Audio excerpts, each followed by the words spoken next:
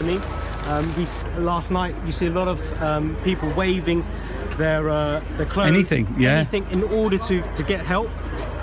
People were told to stay indoors, no fire alarms.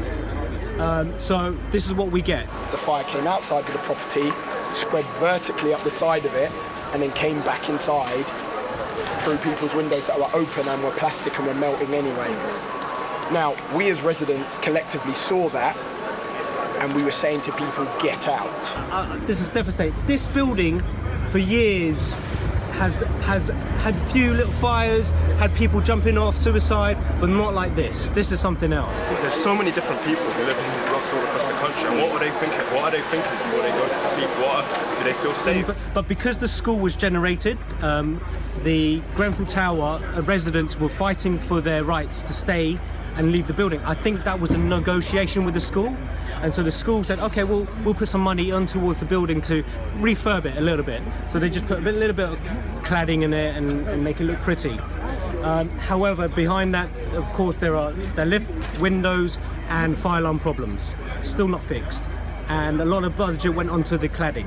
People let this happen, and they knew the consequences. They knew which material was cheaper, they knew which material wasn't flammable, and they still made that decision anyway. Despite all of the pressure from all the different groups, they even tried to sue an action group to take away their voice rather than just listening to their tenants. No one is surprised by what's going on. And so it's been neglect and it's been all those things.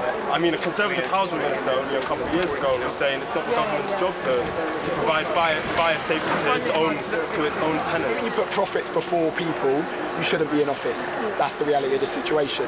But we want to see evidence that a forensic test was done, who signed off the inspection, and who is actually culpable for this. Because somebody has to be done for murder or manslaughter. We cannot brush this under the table. Some heads have to roll.